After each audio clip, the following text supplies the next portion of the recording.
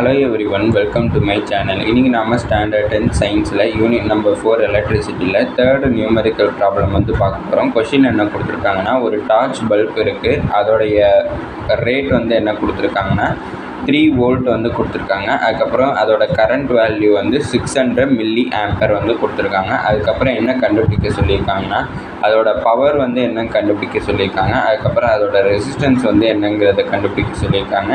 அதுக்கப்புறம் அது எவ்வளோ எனர்ஜி வந்து கன்சியூம் பண்ணியிருக்கு ஃபஸ்ட்டு 4 ஹார்ஸ்லங்கிறத கண்டுபிடிக்க சொல்லியிருக்காங்க. ஃபஸ்ட்டு என்ன கண்டுபிடிக்கணும்னா பவர் வந்து கண்டுபிடிக்கணும். இப்போ பவர் கண்டுபிடிக்கிறதுக்கு யூஸ்வலாக நம்ம யூஸ் பண்ணுற ஃபார்முலா என்னென்னா P = VI. அப்படின்னா நான் இங்கே பவர் தான் கண்டுபிடிக்க போகிறேன். நான் P அப்படியே வச்சுக்கிறேன். வோல்டேஜ் வந்து எனக்கு கொஷினில் என்ன கொடுத்துருக்காங்கன்னா 3 வோல்ட் வந்து கொடுத்துருக்காங்க. நான் 3ன்னு எழுதிக்கிறேன். எனக்கு கரண்ட் வந்து எவ்வளோ கொடுத்துருக்காங்க 600 மில்லி ஆம்பர்ன்னுட்டு கொடுத்துருக்காங்க. எப்போவுமே ஆம்பரில் தான் டினோட் பண்ணுவோம். இங்கே மில்லி ஆம்பருங்கிறப்ப எனக்கு ஆம்பராக கன்வெர்ட் பண்ணால் அதுக்கு 10⁻³ நான் மல்டிப்ளை பண்ணிக்கிறேன்.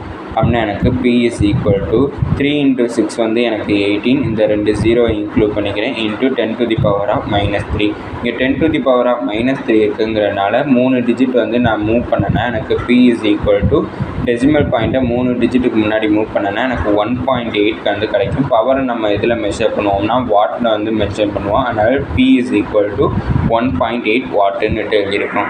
அடுத்தது என்ன கண்டுபிடிக்கணும்னா ரெசிஸ்டன்ஸுக்கு வந்து என்ன ஃபார்முலா யூஸ் பண்ண போகிறோம்னா பவருக்கே இன்னொரு ஃபார்முலா இருக்குது. என்னென்னா P = V²/R. அப்படின்னா எனக்கு பவர் வந்து ஏற்கனவே தெரியும் 1.8 வந்து நம்ம கண்டுபிடிச்சிருக்கோம். அந்த 1.8 வந்து நான் இங்கே சப்ஸ்டியூட் பண்ணிக்கிறேன். இப்போ அதுக்கு முன்னாடி நம்மளுக்கு என்ன வேணும்னா ரெசிஸ்டன்ஸ் தான் வேணும். அப்படின்னா இந்த ரெசிஸ்டன்ஸ் நான் அங்கே ட்ரான்ஸ்ஃபர் பண்ணேன்னா எனக்கு R = V²/ இங்கே எனக்கு இருக்கிற V இங்கே வந்துடும். அப்படின்னா எனக்கு R = V வந்து எனக்கு தெரியும், கொஷினில் கொடுத்துருக்காங்கன்னா 3 வோல்ட்டு. அந்த 3 வோல்ட்டை நான் இங்கே எழுதிக்கிறேன். இங்கே எனக்கு ஸ்கொயர் இருக்கிறனால 3² எழுதிக்கிறேன். / பவர் வந்து எனக்கு என்னென்னா 1.8 வாட். அதனால் 1.8 பவருக்கு பதிலாக நான் சப்ஸ்டியூட் பண்ணிக்கிறேன். அப்படின்னா எனக்கு R = 3 ஸ்கொயர் பண்ணனா எனக்கு 9 வரும். 9 / 1.8 எனக்கு டினாமினேட்டரில் பாயிண்ட் டெசிமலில் இருக்குது. அதனால் பாயிண்ட்டுக்கு அப்புறம் ஒரு நம்பர் இருக்குன்னா மேலேயும் கீழேயும் 10ஆல், அதாவது நியூமரேட்டர்லேயும் டினாமினேட்டர்லேயும் 10ஆல் மல்டிப்ளை பண்ணிக்கிறேன். மல்டிப்ளை பண்ணனா 9 × 10 வந்து 90 / 1.8 × 10 வந்து எனக்கு 18 சேஞ்ச் ஆகிடும். இப்போ நான் அதை கேன்சல் பண்ணேன்னா 9 2s are, இது 9 10s are. இப்போ இதை நான் ட்ரூ டேபிளில் கேன்சல் பண்ணேன்னா 2 1s are, இது 2 5s are.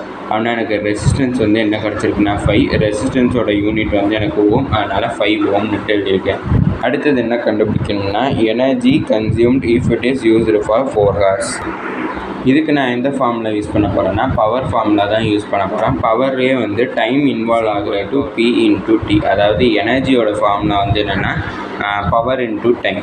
அப்படின்னா எனக்கு எனர்ஜி தான் எவ்வளோ கன்சியூம் ஆகிருக்குங்கிறத கண்டுபிடிக்கணும். அதனால் நான் அப்படியே வச்சுக்கிறேன். பவர் வந்து நம்மளுக்கு என்ன கண்டுபிடிச்சிருக்கோம்னா 1.8 வாட். அந்த 1.8 நான் இங்கே எழுதிக்கிறேன். அடுத்தது வந்து எனக்கு டைம் எவ்வளோ கொடுத்துருக்காங்கன்னா 4 ஹார்ஸ் கொடுத்ததுனால நான் இதை 4ஆல் மல்டிப்ளை பண்ணிக்கிறேன்.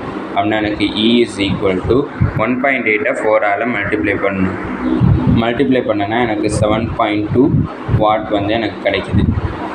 இதோட இந்த வீடியோ முடிஞ்சிச்சு. தேங்க்யூ.